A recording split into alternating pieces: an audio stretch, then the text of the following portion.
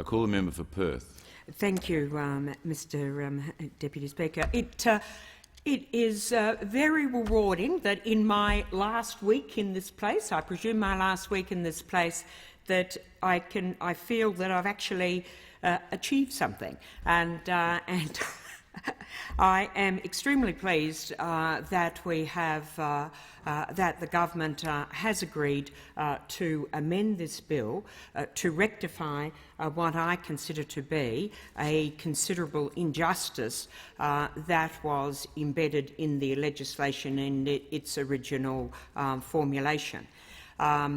It provided, and I'm sure that most people were unaware of, because of the very complex and convoluted definitions that were being used, that indeed parts of Western Australia that were above the Tropic of Capricorn were being excluded. So Coral Bay, and the whole Cape Range National Park and all of the developments along there were being excluded, as well as a great proportion of that area that lies between the 26th parallel and the Tropic of Capricorn, which in Western Australia has always been considered part of the Northwest. And I want to commend the Gascoyne Development Commission and the Pilbara Development Commission for actually bringing this to my attention when I was in China a couple of weeks ago representing Northern Australia at an investment conference.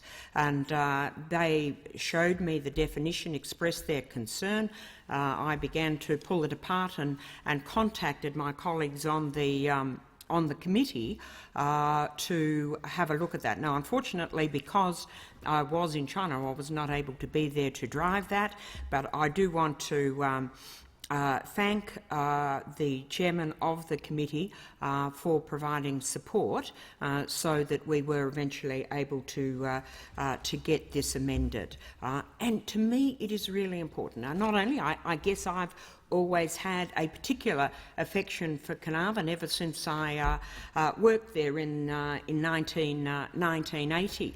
But it is a town whose real potential has never been met. The opportunity right up that Ningaloo coast for tourism development, for the horticulture development. I mean, it's a great little horticultural area. We need at least another 400 hectares, if not another 800 hectares to be added to that precinct, and for that we need investment in the water infrastructure.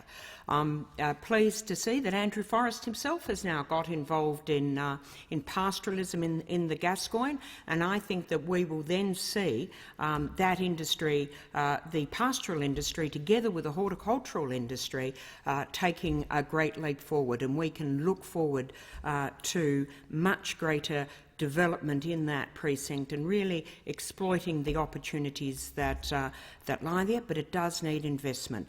We need access to this important loan facilitation fund to enable those areas to also access the ability to have a concessional access to finance. So I think this it's a good piece of legislation. I hope that we hand this money out very judiciously, that we have proper cost-benefit analysis done before these funds are allocated. But I do think that we can see a great potential in Northern Australia to go forward using these facilities. I'm very pleased to have been able to play my little bit in ensuring that Western Australia receives equal treatment with Queensland and Northern Territory in that regard. Thanks very much.